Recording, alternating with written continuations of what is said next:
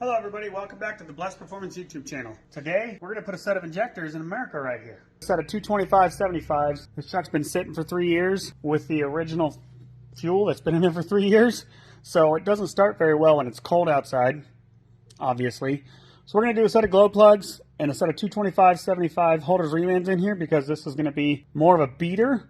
So we're going to be confident running the remans. It's going to be just fine for what we're trying to do with this truck. And if it decides it doesn't want to start one really cold day, it's not going to hurt us too bad. Probably not going to be too long of a video. I'm going to show you some tech tips along the way to show you how to install injectors on a 6.0L Powerstroke while keeping it efficient. It's going to be a quick step-by-step process, but you should be able to get the gist of how to do this at home in your own garage. Realistically, to do injectors, you do not need to drain the coolant. Yes, you can. I would say it makes it a little easier on the driver's side when you remove the coolant tank completely.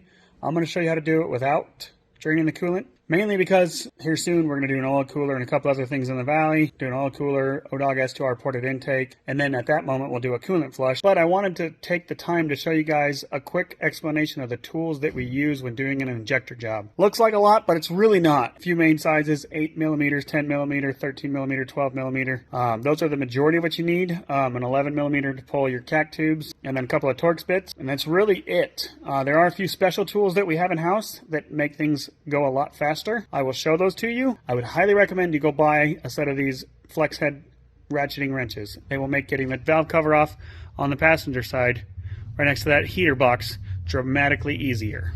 Okay, so right here we have kind of just a quick layover of the tools that we're going to use. So first of all, you're going to use an 11mm or a 7/16 to pull your charge air cooler bolts. That'll take your hot side pipe off of your turbo and your intercooler. So you use that, take that off, okay? We have our 3/8 impact here with a 3/8 extension for it and a wobbly to get to the turbo a little bit easier. Once we have that out of the way, then we're going to start pulling the glow plug module and the transmission dipstick, which you'll use a 10mm for that guy right here, okay?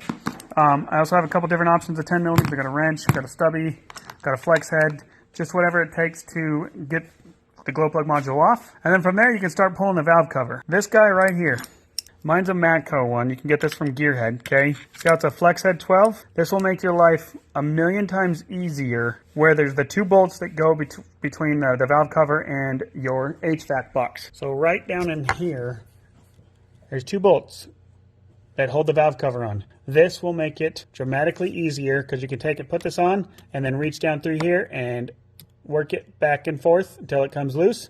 I always recommend pulling those two bolts first. Do not pull the other ones first because then these will fight you coming out because they have a lot of tension on them from the valve cover. So pull those two bolts first when you're doing this. So pretty quick step process. We're going to pull the charge air cooler tube, glow plug module, oil fill. We're going to leave this coolant line in place. And then we're going to start pulling this right here. Yes, as you guys can see, there's something missing here.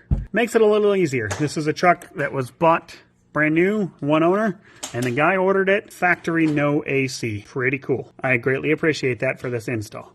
So we're going to get started on this, and we'll show you guys a quick step-by-step. And then from there, depending on the year of truck that you're working on, your oil rails will either have 8mm bolts holding them down, which ours will have that holding it down. And then because it's an 03, it's going to have a stainless steel tube from the standpipe that threads in that goes to the fitting that goes into the rail. I'm pretty certain it's 1 1/8" if I recall correctly. They make a tool that will allow you to disconnect the quick connect. You can also do it with 2 screwdrivers, 2 flatheads. So I'll show you guys that process, and I'll also show you that you can use a wrench to pull that fitting out and take that line out very easily. And then from there, you would use your 8mm on this here for an 04.5 plus that's got the wavy style rails. It should be a T30. Okay, so here's a T30. You can use this on 90% of the bolts. Back in that same area over here, you have 2 bolts that are a pain in the butt to get to. This tool right here. I got this off the Snap-on truck. It's called Easy Red. It's a 1/4" drive ratchet that's really fancy. Right over here, you can take and put a 1/4" bit in, and then you have a 1/4" socket over here. So you take and put that bit in there, your T30, and you can get it right out. This is also a mini version of that. Another great tool. Either one of these are going to work and make your life a million times easier if you have the wavy style rails and a torque spit that you have to remove. This guy right here, you're able to get that on the bolt and break it loose and then use it to spin it out. So this tool you want to buy and this tool you want to buy. Those two right there are the tools that are going to make this job easier on the driver's side. The driver's and the passenger side. The passenger side is the hardest side is what they claim. But with these tools, it's pretty easy. If you have the wavy style, you'll need this guy. I only put this out to show you guys. You'll need a 1/2-inch ratchet or a 3/8 if you have a big enough one. And depending on which standpipe you have in there, which now's the time to update the standpipes if you don't have the updated ones. The updated are a 12mm top where it threads in, and the old style are a 10mm. So if you have the old style, use this to take it out. Throw those in the trash, put a set of new ones in with a 12mm. Same thing for the dummy plug. So now's the time to do that stuff. We'll get started doing this. All right, guys, so first things first, like I said, we're going to take our tack tube off, our hot side. And what you want to do is, you don't want to take this nut completely off. You don't need to, okay? Just back it up to where it's at the edge of the bolt of your T-bolt clamp. This one's already kind of breaking loose a little bit right here. And then you want to take your pick or your screwdriver and kind of pop it loose, because the clamp, after years of heat cycles, will get stuck. And you want to make sure that it's loose like that. Slide it up here, and then, boy, these boots are in great shape. Go like that. You'll feel it break free. Just like that. And then same thing down here. I've already broke the clamp loose down here. Already taken it loose, or the nut, I mean. Same thing. Slide it like that. For this one, I like to slide it forward. You can always take it off with it. Doesn't matter which way you go with this. Get yourself a pick and just kind of work your way around to break it free. And then grab it and work it out of there. Make sure you don't lose this clamp. This is an early 03, so we have the cool hot side and cold side, so we're going to get these powder coated at some point. Okay, next, break this guy free. Use the good old Ford tool tray, go like that. When I go to take this off, I'll just kind of lightly push this up here. Okay, now for these guys, these clips can get a little snug. What I do is I grab right here, there's your clip holder right there, and then just very easily work behind and you'll feel it pop out. There you go. Gosh, this thing having no AC and a manual transmission makes this side easy. But anyways, guys, if you have an automatic transmission, right here's your dipstick tube. It goes to this bolt right here on your valve cover, this stud. There'll be a 10mm on it. You'll take that loose and just take your transmission dipstick tube and kind of just kick it over to the side out of the way. But I don't have to worry about that on this thing. Now I'm going to pull these 10mm right here. Use the Ford factory tool tray.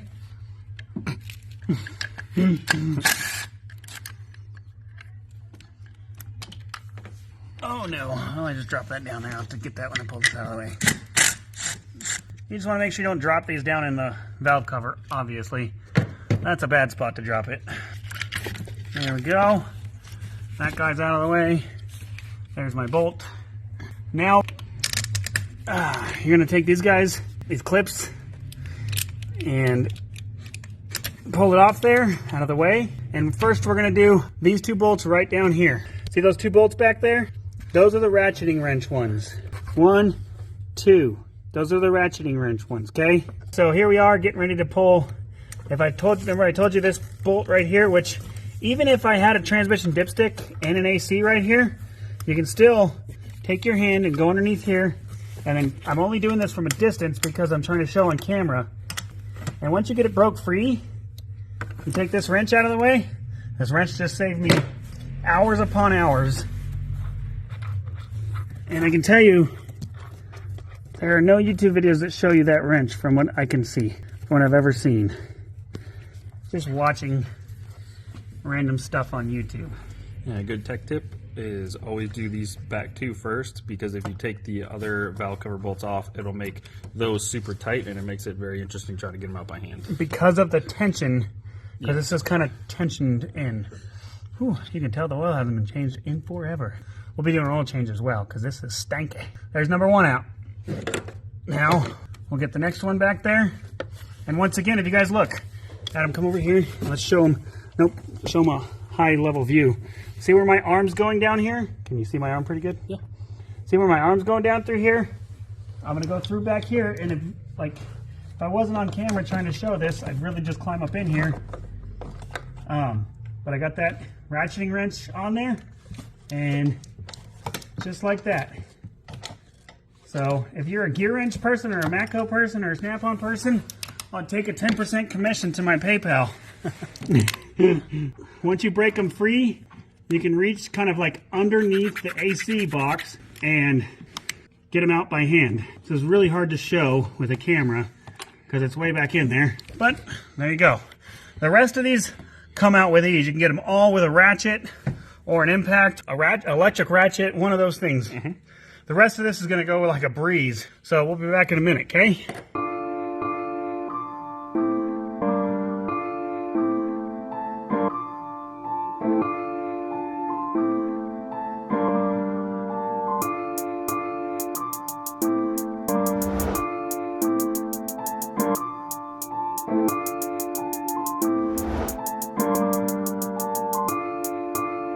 They snap into the rocker box, okay? So we put a little 3-inch extension, and then for this guy we go like this. See how it pops out right there? I'm sure you could see. Did you watch it pop? It's kind of hard with all this stuff in the way. Yeah. We can show it on the next one. It should have popped out. There we go. There we go. Did you get that on camera? Yep. Good deal. I'll record the next one too. Perfect. So then you come back here with your screwdriver, and now that I got this out, I can show you. You're not trying to break these snaps right here. They're what you're trying to push in. And if you can look at this, look at the perfect fitment of that. It pops right there, and it'll push down, push it right out. You see that? Mm-hmm. Pretty awesome. They make a tool, but like I said, 3/4 chrome socket fits perfect. So no point in buying the tool if you have this. It's also a good time to check it and make sure you got nothing plugging it up. Just rip this, move it back there out of your way. Pick that up out of the way. Take your injector harness, lay it over here. Give yourself a little extra room right here. Starts getting tighter back here.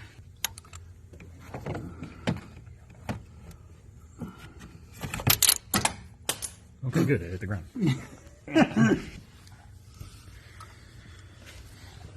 Come on, Matt. Okay. Trying to make it where you can see as well. Mm-hmm. We can see perfectly fine. Okay.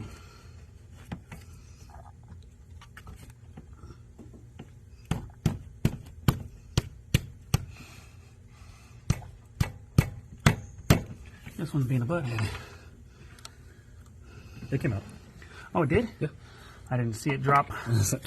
So, and then you can also just grab right here and wiggle it out. Boom. Now, for these back ones, you go like this and give it a tap. I felt that one move. Boom, came right out. You can also do this with a screwdriver, but this makes it a lot easier. Like I said, 3-inch extension, 3/4 socket. Makes that a breeze coming out. And then next, we're gonna grab our 1/4-inch drive.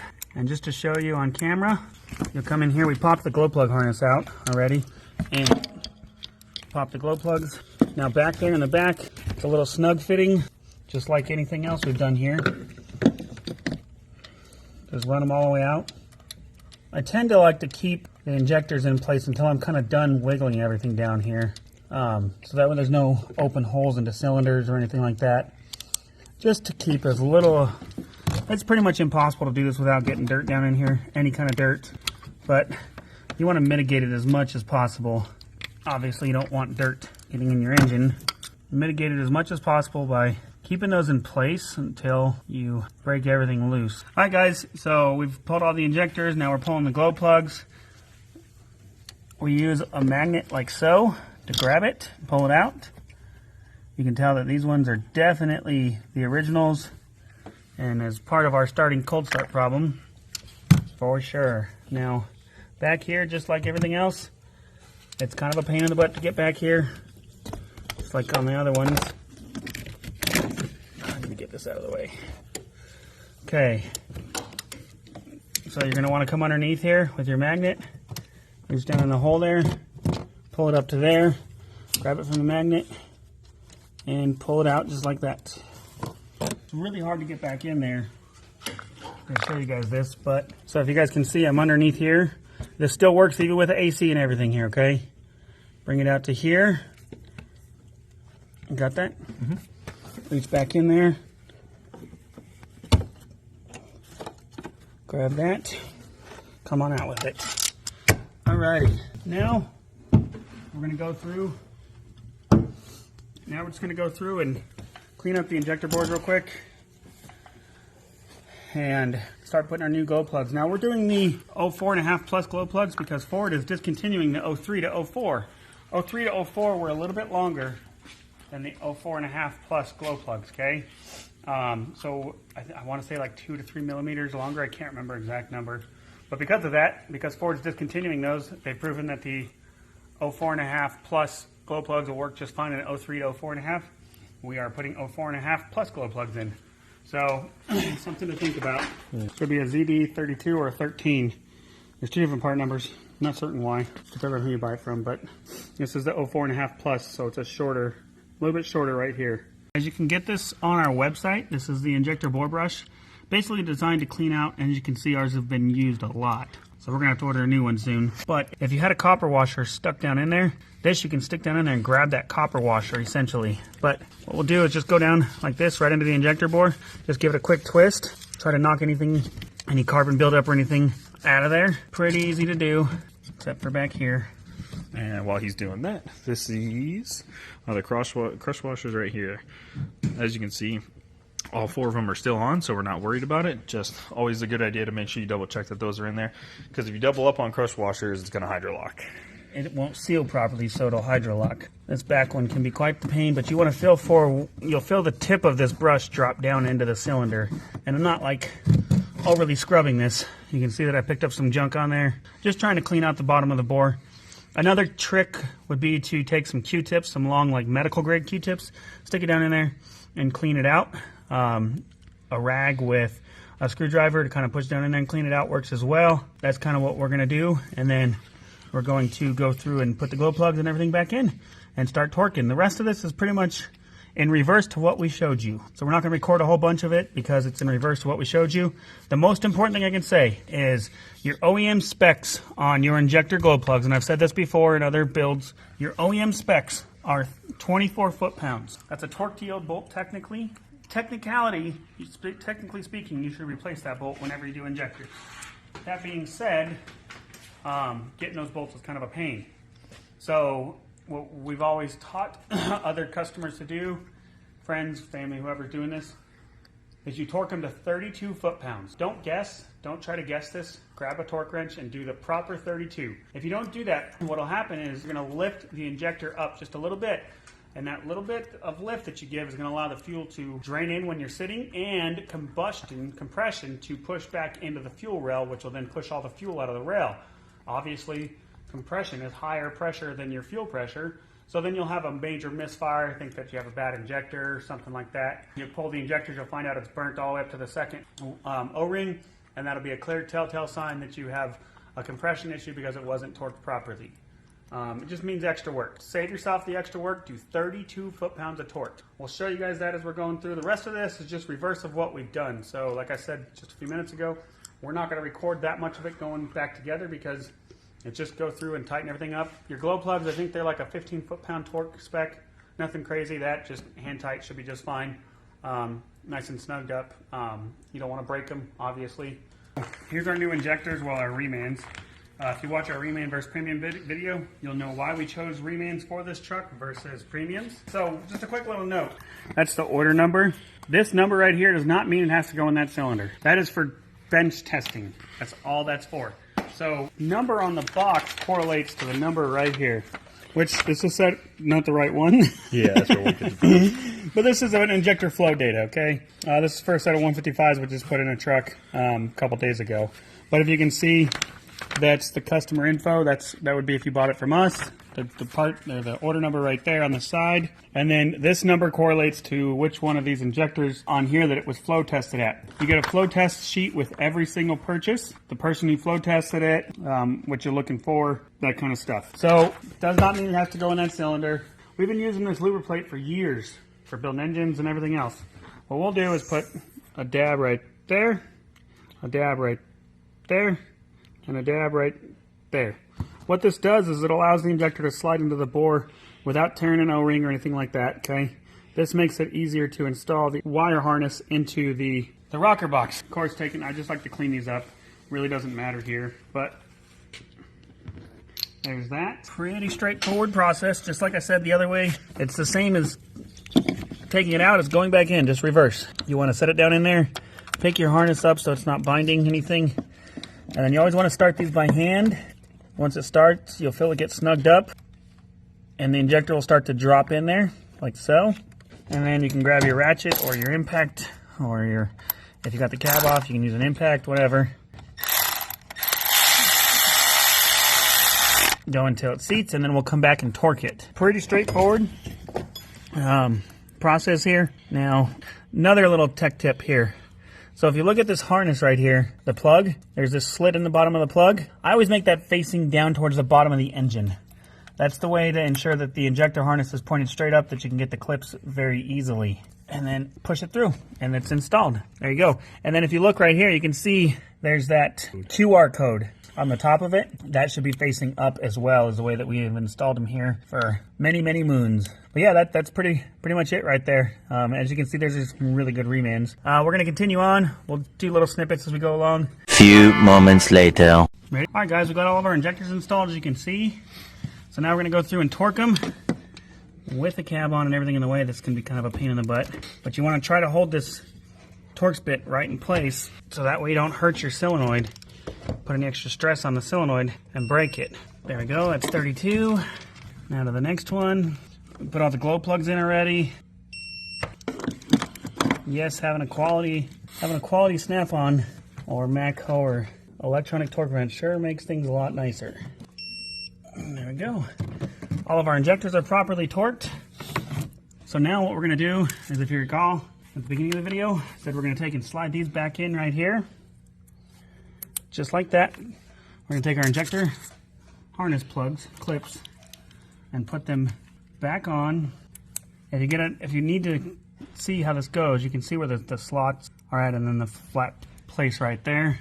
And these only go on one way. That's where that slit in the bottom of the harness on the injector lines up inside the injector harness.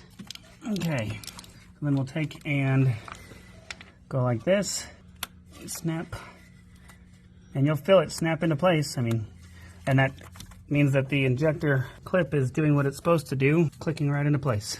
That one pushed down the bottom. Huh? That one pushed the bottom out. Oh, it did. Okay, I got it. There we go. Boom. I just didn't have that seated all the way in there. No big deal. Always put this harness back in, just in case you don't have one of these snapped all the way in. Because if you had this all the way back together and that popped in there, gotta take the whole damn thing back apart. Not fun. Cool. We'll be back to rebuild the high pressure oil rail and put new O-rings on the glow plug harness. And then the rest of this is just put a few things back together. So now we're going to replace the O-rings on our our glow plug harness. Sorry. Pretty straightforward. Either way, you're just trying to get these out of here. You can do that way, or you can come in here with your razor blade and give it a little snip. Comes right off. We have a whole bunch of spare O-rings around, so be prepared. Order these if you are going to do this. Order them ahead of time, because not everybody has the luxury of these just sitting around in the garage left over from years of doing this stuff. There we go. Got a new O-ring on there.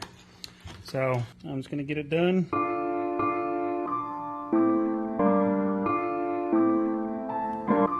So Ford updated this to a flexible harness, which works as well, but tends to leak more than the early 03 style with this bar on it. So we just decided to clean it up. The harness is still good. You can always test it by ohming out the harness from one end to the other. 10 seconds later. We're going to rebuild the high pressure oil rail here. So you can do this by putting this in a vise, having a buddy hold it, breaking these loose. These are usually right around 50 foot-pounds of torque. This fancy tool right here does the job pretty quick and easy.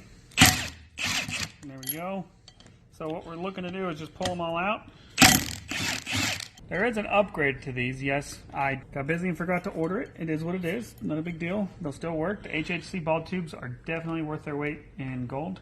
But what we're going to do is just replace them. We got some new O-rings right here. So we're just going to replace the O-rings. And what you'll want to do is either hand torque these to 50 foot-pounds or just plenty ugga-duggas with the half-inch impact does the job as well. That tool is for sale on our website. HHC ball tubes and nipples, nipple O-rings are for sale on our website. They're definitely the ones we recommend if you were to replace this. For this build, we're just going to do this. It's a little bit of a budget build, I guess you could say. So once you put that O-ring down in there, line this back up, give her a quick snug.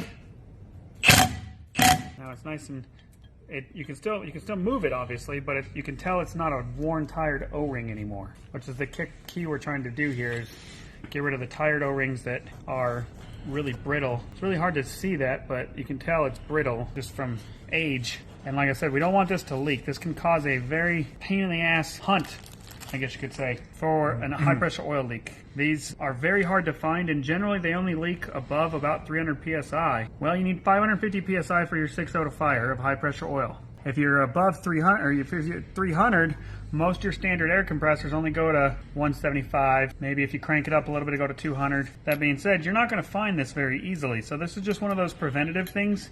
An HHC ball tube kit is right around 270 bucks, 280 bucks, and it comes with the tool. And then if you already have the tool, you can buy just the ball tubes, or if you just want to replace the O-rings are cheap as well. They're like 60 bucks for a full set. I mean, it's not hard to, it's a no-brainer for the cost to make sure that you do not have a problem when you go back together.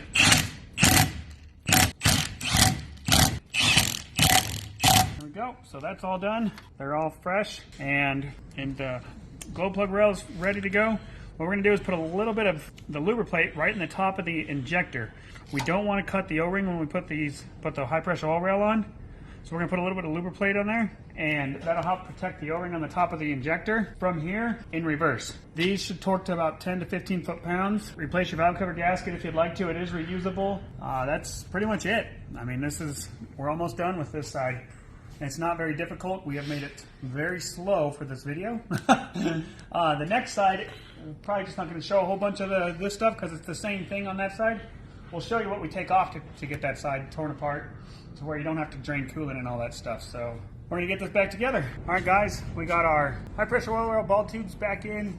All of that's tightened up to 15 foot-pounds across the board. There is a torque sequence on these. Realistically, it's inside out, crisscross, just like a head gasket, tire, same concept, okay? Put the glow plug harness in. It was a little bit of a battle getting past with the solid bar back here, but you can kind of work it in. Use a screwdriver to kind of tilt it up and pry it past that. Now that that's installed, we're ready to put our valve cover back on. Really, it's a lot easier if you take and put the gasket in first, and then you're not trying to fight two things going back here at the same time. So set the gasket in there, grab this guy. There we go. Now you can replace the valve cover gasket, but it is reusable on these trucks. Just something to think about. If you want to replace it, now's the time to do it. I'm going to reuse mine because I know it's reusable, and I don't think it's ever been off. The valve cover gasket should be fine for another torque sequence. Once again, torque right around to 10 to 15 foot-pounds. These do strip out of the rocker box very, very easily. So I caution you heavily on how you install these to make sure that you do not cause yourself any extra grief of a broken valve cover bolt in a rocker box. That will frustrate your day. If you don't recall exactly how they went studs or non-studs, the general way I can explain this is anywhere that you have an auxiliary piece mounted on the outside, such as your glow plug module or your FICM or a dipstick tube or something like that, it's going to have a stud. Anywhere that doesn't have that will either have a stud for the harness or be a flat top bolt. Like your flat tops are definitely going to go back here in between the head and the AC box, okay, your HVAC box. And kind of the harder spots to get to, it'll be a flat top box. That's really the best way I can explain it. And you can usually tell where, and if, I mean, worst case, take a picture, do a drawing, make yourself a note so you know exactly where they all go when you go back together with it. Now, as we're going back together, I'm going to save those two for the very last ones. I want to get this valve cover supported before I go to put those in and make sure that bolts on the top side generally are all lined up and going in smoothly. And then from there, I will put the bottom ones in that are the difficult ones to get to. And then the other side's honestly a walk in the park. The worst part about the other side is pulling the intake.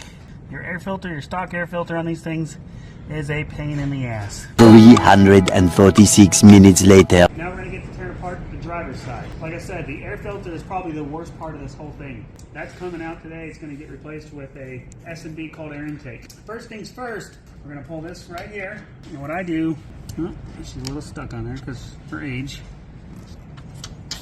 You can do this a couple different ways. Generally, I take and I put it right on this clamp right here, just to hold it in place so it doesn't leak everywhere. And then same thing with the one that goes to your cooler, recirc. And then do the same thing with that one. You don't have to pull this cap pipe to do this side. Next, we're gonna pull these two right here.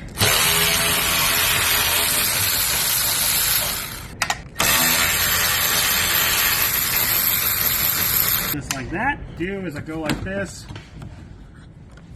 and kind of pull these hoses up, and you're just trying to kind of force this guy like this up here. You can do this a couple different ways, which it's wanting to hold itself. But there we go.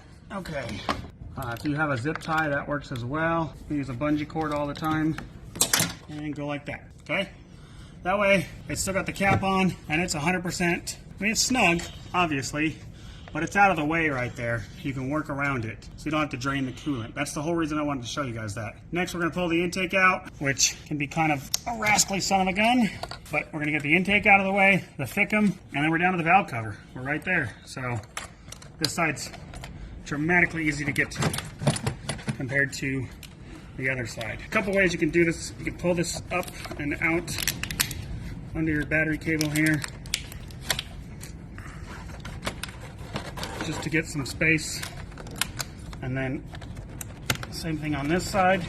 These are like the, people always ask me why I replace these if I'm not making a certain amount of horsepower. Well, on this truck we're going to. Yes, the stock intake has been proven to support like 500 horsepower, but it's also a pain to work with.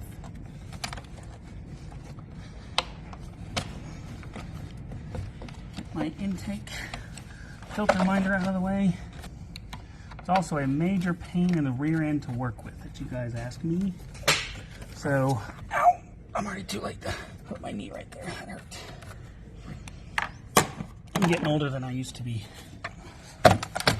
Get that piece out of the way, and then try to get this guy, fight this guy backwards. Well, there goes one of those clips. You're always trying to find those clips when you're doing this. See, if you notice, this side clips in here, which this side's not crucial. This is where you suck your air from, essentially. And then the other side clips in right there, okay? Obviously, this is probably the original air filter. Definitely dirtier than I would want it to be, but we're gonna put a new one in. So, I'll be right back. One eternity later. All right, guys, so we got that out of the way. Now, finish pulling the intake out of here. Come on. Well, it doesn't want to come out. So,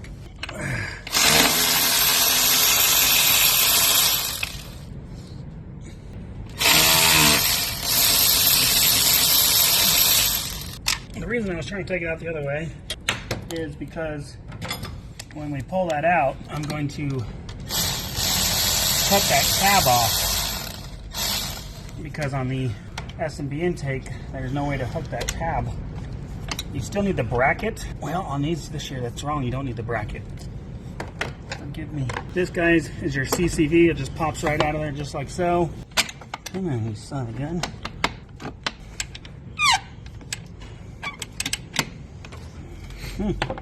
It's fighting me a little bit.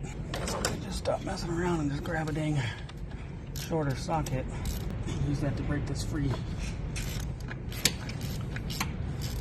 Usually it'll pop out of there.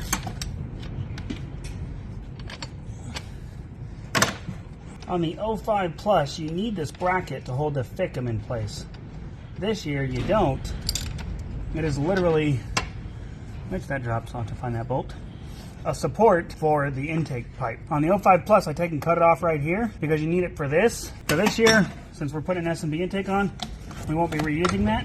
And that turbo looks brand new. Somebody replaced the turbo at some point. Now's a good time to grab your turbine shaft, or your compressor wheel and shaft and turbine shaft, and just check for any in and out play. That's not good if you have in and out play. We don't have any. Just a quick little test. Not too big of a deal. Just something to take a look at while you're in here. Now we're gonna grab a 13 and whip these bad boys off. 12. That's a 13.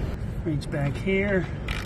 Get the ones in the back first. On later years, this will be 10 on the rear, 8 in the front. Now on these early years, it is crucial to pay attention to how the thickum bracket, the valve cover studs for the thickum bracket, okay? Because it uses 5 of them, where in later years it only uses 4 of them.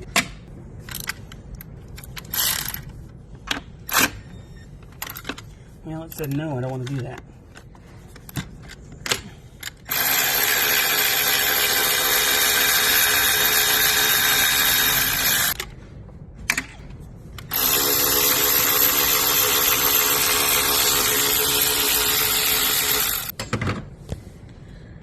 Alrighty, so then you reach underneath and there's going to be a clip on either side of your thickum harness. I'll show you guys it when I get it out of here. And you want to push on that clip. Sometimes it does get broken. Not the end of the world. You want to try not to break it, obviously. As you guys see, here's the clips right here that snap into the thickum. These two control your injectors right here. This is from your ECM to control the thickum. Now, the crazy thing about a thickum harness, on this plug, there's 2 injectors to the left bank, 2 injectors to the right bank. This one, 2 injectors left, 2 injectors right. So even with one of these unplugged, the truck will still run. Of course, it'll sound horrible, misfire like crazy, but it's something that a lot of people do when they do this job for the first time and they don't make sure that they get these plugged back in. What happens is they call me up and say, hey, these injectors you sold me got a miss. And I was like, okay, well that sucks. Let's get them warrantied. But first I suggest you go check this, this, and this. Then they call back and say, hey Matt, you were right. Not always. Sometimes we have a bad injector out of the box, but that's something you want to look at if you're having an issue, okay?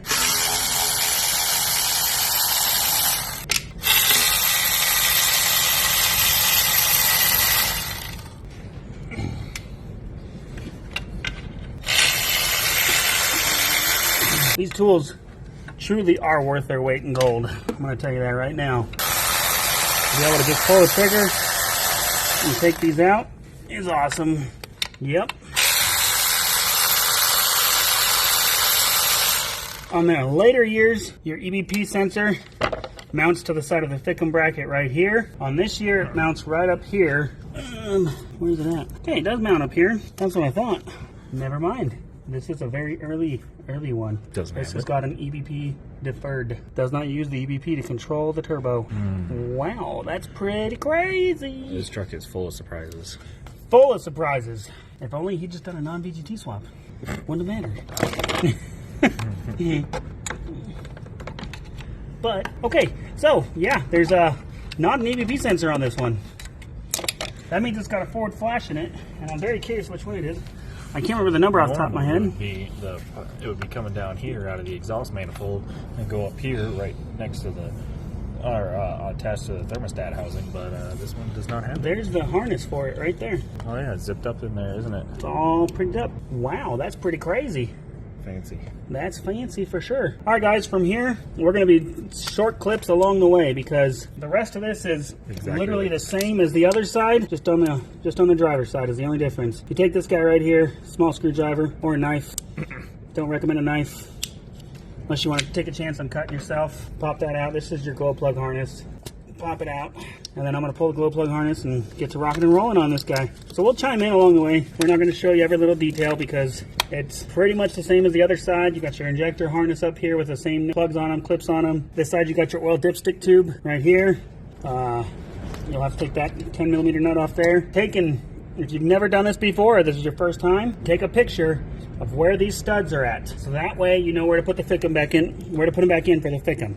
Alrighty, we'll be back in a little bit. 3:28 a.m. Okay guys, so as you can see, the injectors are back in, glow plugs are back in. Now we're just going to go through and tightening these, put these bad boys in. One thing you want to do when you're doing this is you want to do a very firm squeeze right here. You'll feel it snap in on your oil rail, and you want to make sure that you pull against it and it doesn't pull off. I only speak from experience, putting this whole thing back together. Shit, I didn't make sure that thing snapped on, and then guess what? It didn't snap on. It popped off as soon as we gave it some high pressure oil. And to pull the whole thing back apart to fix that problem. Wasn't a big deal, but just one of those things you want to check on before you put the valve cover on. Same with the injector plugs like we talked about on the other side. High pressure oil rail's been rebuilt. Well, new O-rings and the ball tubes. New injectors, new glow plugs, new O-rings on the glow plug harness. I always like to make sure that you finger start all of these because these do strip out very easily. This is an aluminum rocker box with a steel bolt going into it. So if you try to just run these in with an impact, you can definitely strip them out. See it all the time. And then you have some major high pressure oil leaks because you don't have the oil rail being held into the top of the injector. Apply the oil to the injector. I've got them all finger started. So I'm going to start right here in the middle.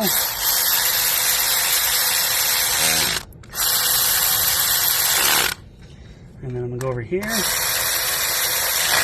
And I'm going to come over here. Left my socket behind. And up here.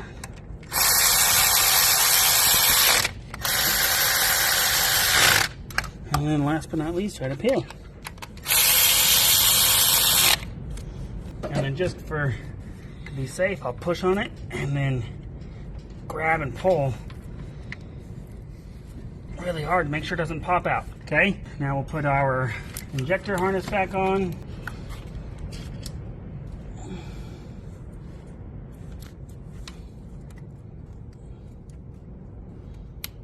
Listen for it to pop into place.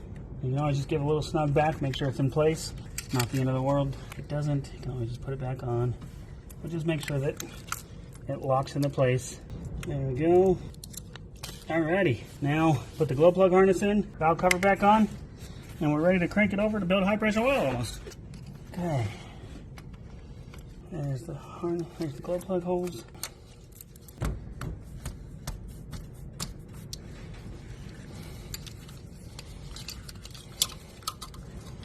Sometimes you go in here and just give it a little tap. It helps make sure they're seated all the way.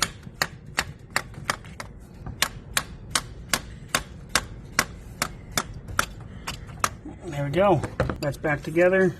Plug this bad boy back in real quick so I don't forget it. Gonna hop off, clean up the valve cover, put that back on, and then we'll show you guys. Then we're gonna put the Fickum harness or the Fickum back in and everything, and then we'll show you guys how to prime the oil system without actually cranking on the engine. Give you a little tech tip on that as well, okay? 3 days later. One other thing we want to talk about, if you notice, this has the correct cap on it. If you get a truck that has a cap that sits about that tall, you have the wrong cap. Yes, it does work with the Wix filter, but I recommend putting OEM only filters in here so you get proper filtration. And buy an OEM cap. We have them for sale on our website. You can get the billet ones if you want to just upgrade all the way around for like 180 bucks for all the billets. Or just get a new OEM style cap for like 30 bucks on our website with a filter. Do not run the tall filter cap with an OEM filter. You will kill your engine like that. One other thing, if you notice down in here, we do have the original oil feed tube. It's got this stainless steel braided line right here. What's inside of here is a rubber line. When we go to update this turbo,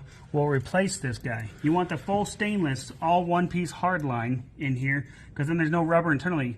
After years of bad oil changes, honestly, this rubber will deteriorate in here and then it can get sucked right into your turbo and just kill a turbo instantly, because then all of a sudden the turbo's got no oil. So something you want to update if you buy one of these. Another thing is the blue spring kit. We have all this stuff listed on our website. Blue spring kit needs to be a blue spring, literally, but that's to increase the fuel pressure to the injectors to help them keep up with demands, especially when you add custom tuning to it or big injectors. We're not going to do it right now because we're going to put a full fuel system. This truck's not going to get beat on until we get everything installed. So you'll take this guy out of here. We usually put this in a bucket and let it drain for a while. Flip it upside down so you don't get oil everywhere. As you can see, it's got the fresh chafers in there. You're going to just take it, pop it out of there like so. Take this new one, snap it in there. Do we have the O-ring somewhere? Slide your O-ring off. This is like Mechanic 101 here. Just wanted to talk about the filter itself. The reason that you don't want that tall filter is it doesn't properly depress the bypass spring, which will then, oil will just bypass and it won't properly filter it. That's the reason that you don't want the wrong filter in here. Metric 30, I want to say. 1.25 inches does the trick. if you don't have a metric one around. And there we go. All right, we're gonna take a quick second and restart the video so we can start cranking on it. Much later. Okay, we've got the oil filter replaced. Now we're gonna let the key cycle a few times just to properly build fuel pressure into the cylinder, into the injector rails. Gosh, if I could just talk straight, that'd be good. It's been a long week, guys. Anyways, I'm tired. Do a couple key cycles and then we'll get to cranking.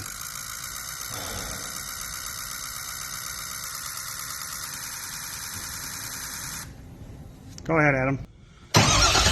He was putting the ICP on the scan gauge.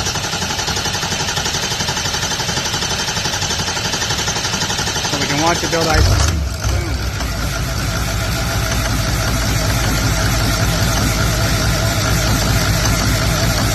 Got a little lope to her from the 225/75.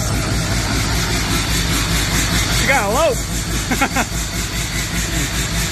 Adam.